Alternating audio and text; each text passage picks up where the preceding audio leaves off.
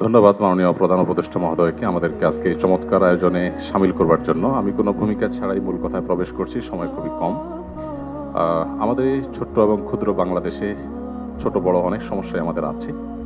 আমাদের এখানে গ্রাম থেকে শহরে ভাই ভাই যে কলহ হয়, কোন্দল হয়, সেটা পৃথিবীর অনেক দেশে কিন্তু হয় না। এই বাস্তবতাকে আমরা মনে হয় কেউই অস্বীকার করতে পারবো না। আমাদের এখানে যে রাজনৈতিক কোন্দল হয়ে আসছে 50 বছর ধরে, পৃথিবীর অনেক দেশেই কিন্তু সেটি হয় না। আমাদের অন্য যত কলহ, কোন্দল, অসম্প্রীতি এ জাতীয় যে সকল বিষয় আছে যেগুলোর আমরা সবাই সমাপ্তি কামনা করি, সেগুলোর সাথে যদি আমাদের দেশের ধর্মীয় সম্প্রীতিকে আমি তুলনা করি, আমি এদেশের একজন নাগরিক হিসাবে আমি মনে করি যে আমাদের রাজনৈতিক কলহ, ব্যক্তিগত কলহ, পারিবারিক কলহের তুলনায় আমাদের দেশের ধর্মীয় কলহ উল্লেখ করবার মতো আছে বলে আমার কাছে মনে হয় না। অবশ্য এটি আমার মনে হওয়া না হওয়াতে কিছু আসে যায় না। এটি আমাদের সম্মানিত অন্য ধর্মাবলম্বী যে সমস্ত আমাদের বন্ধুরা আছেন, ভাইরা আছেন, শ্রদ্ধেয় ব্যক্তিবর্গ আছেন, এটি তাদের আমার মনে হয় বলতে হবে।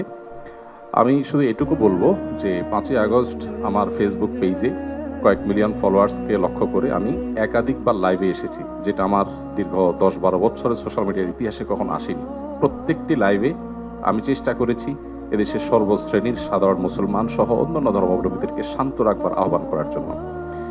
চট্টগ্রামে যখন আইনজীবী আলিফ হত্যাকাণ্ড ঘটলো, সাথে সাথে আমি আমার দায়িত্ব থেকে নিজে এবং অন্যান্য আলেম ওলামাদের সাথে কথা বলেছি। আমি যতটুকু জানি এখানে অনেক সিনিয়র ব্যক্তিবর্গ আছেন, ওলামা ইকরাম আছেন।